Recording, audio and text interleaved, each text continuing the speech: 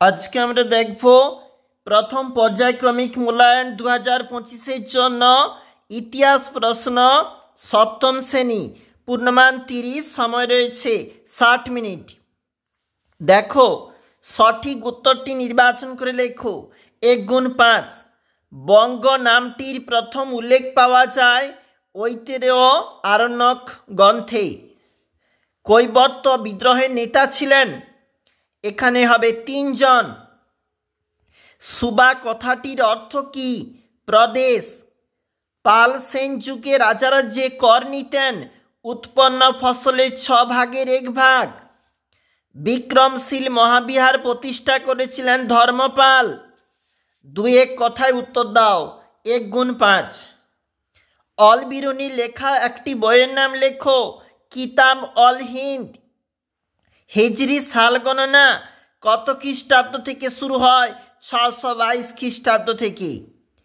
চোল রাজ্যের কোন হস্তশিল্প বিখ্যাত ছিল? ব্রোঞ্জের হস্তশিল্প। লক্ষণ সেনের রাজধানী কোথায় ছিল? পূর্ববঙ্গের বিক্রমপুরে।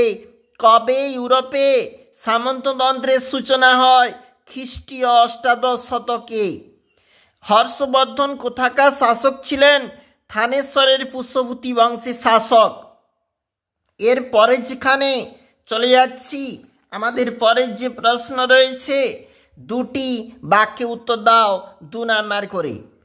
পাল সেন যুগে গৃহপালিত বন্য প্রাণীর নাম লেখো। কোন ঘটনাকে হিজরত বলা হয়? ত্রিশক্তি সংগ্রাম বলতে কি বোঝো?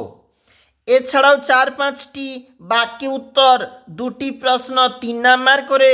মাৎসনায় কি? পাল ও সেন যুগে শিল্পদ্রব্যের পরিচয় দাও। চর্যাপদ কি? টিকা লেখো নালন্দা মহাবিহার।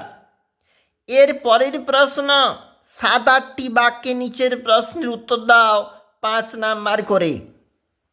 রাজা লক্ষণ সেনের রাজসভায় সাহিত্য চর্চার বিবরণ রয়েছে পাল ও সেন যুগে।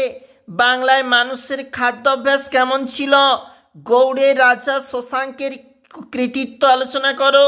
এছাড়াও রয়েছে শিক্ষা প্রসারে নালন্দা বিশ্ববিদ্যালয়ের ভূমিকা। আমরা দেখছিলাম সপ্তম শ্রেণী ইতিহাস প্রশ্ন 2025-এর জন্য আরও একটি প্রশ্নপত্র।